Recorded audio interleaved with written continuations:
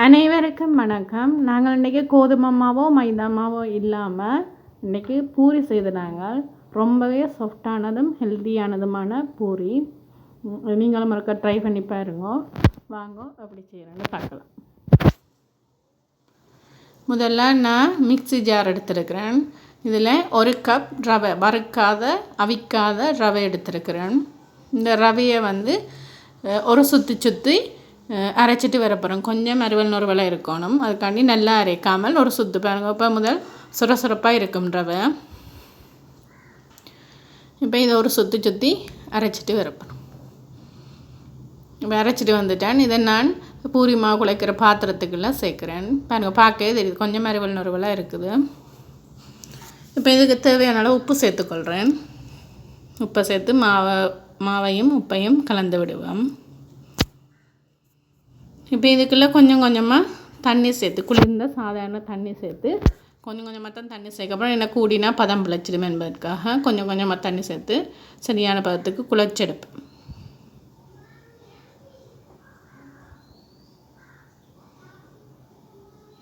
கையால் குழைச்சா தான் தண்ணி எல்லா பக்கம் சேர்ந்து மாவு சரியான பதத்துக்கு சாஃப்டாக வரும். பாருங்கள், இந்த பதத்துக்கு குழைச்செடுக்கணும்.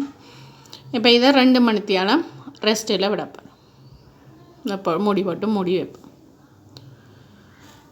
இப்போ எனக்கு 2 மணித்தியாலம் ஆகிட்டுது. இப்போ பாருங்க, திறந்து பார்க்குறேன். மானில் பொங்கி ஒன்றும் வராது. என்னென்னு சொன்னது 2 மணித்தியாலம் ரெஸ்ட்டில் விட்ட மாதான். மகளும் தான் தொட்டு பார்க்குறா.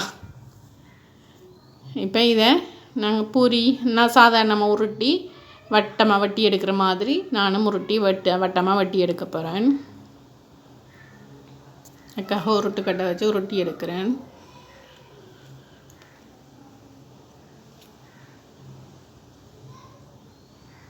எல்லா பக்கம் வடிவாக சேப்பாக உருட்டி எடுப்பேன். இப்போ உருட்டினதை நான் வட்ட வடிவத்தில் வட்டி எடுக்கிறேன். இப்படி எல்லா துண்டுகளையும் வட்டமாக வட்டி எடுக்க போகிறேன். நல்லா மெல்லிசாக உருட்டணுமெண்டு இல்லை. கொஞ்சம் காணமாக இருக்குது வட்டமாக வட்ட. அப்போ அதை கனி நொறுக்கா கொஞ்சம் முழுத்து விட்டுட்டு வெட்டுறேன். அப்படியே ஒரு துண்டுகளாக மாவை வட்ட வடிவத்தில் வட்டி எடுப்பேன். பார்க்க ஒரு அழகாக இருக்குமே பார்க்க வட்ட வடிவம் வட்டி இருக்குன்னு நீங்கள் உங்களை விரும்பின இந்த வடிவத்திலையும் வட்டி எடுத்து சாப்பிட்லாம். இப்படி எல்லா உருண்டைகளையும் உருட்டி வச்சுட்டு பாத்திரம் கொண்டு வச்சு அந்த ஈரம் காஞ்சா பிறகு தேங்காய் எண்ணெயில் பொரிச்சா தான் நம்ம பொங்கி நல்லதாக வரும். கருமுருண்டும் இருக்கும். நல்லெண்ணெய் அந்தளவுக்கு கருமுருண்டு இருக்காமல் கொஞ்சம் சாஃப்டான தன்மை இருக்குது. அதனால் நான் தேங்காய் எண்ணெயில் தான் பொரிக்கிறேன். உங்களுக்கு நீங்கள் எந்த எண்ணெய் விருப்பமோ அந்த எண்ணெயில் பொரிச்சுக்கொள்ளுங்க.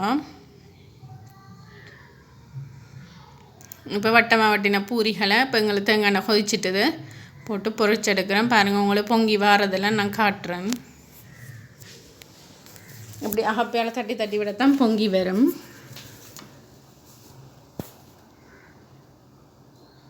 இந்த பாருங்கள், பொங்கி வந்திருக்குது.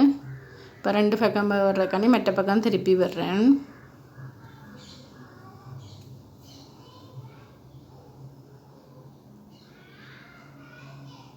இப்படி நாங்கள் ஒவ்வொரு பூரிகளாக பொரிச்செடுக்கணும். நாங்கள் தட்டத்தான் பொங்கி வரும் என்பதனால தான் கரண்டியால் நான் போட்டதுலேருந்து கொஞ்சம் தட்ட கொஞ்சம் தலை பொங்கி வரும். இந்த பாருங்கள், இந்த மாதிரி பொங்கி வந்திருக்கின்றதை. கோதுமை மாவு செய்கிறத விட இது கொஞ்சம் வித்தியாசமான சுவையாகவும் இருக்கும், டேஸ்ட்டாகவும் இருந்தது. எனக்கு இந்த சுவை பிடிச்சிருந்தது. பாருங்கள், இதெல்லாம் இப்படி பொங்கி வருதுன்னு காட்டுறதுக்காண்டி இடையில உங்களுக்கு 1-2 காட்டி இருக்கிறேன். இப்படி ட்ரை பண்ணி பாருங்க. பூரியை செய்து சாப்பிடுங்க. எப்படி வந்தாலும் கமெண்ட் பண்ணுங்க. தேங்க்யூ. தேங்க்ஸ் ஃபார் வாட்சிங்.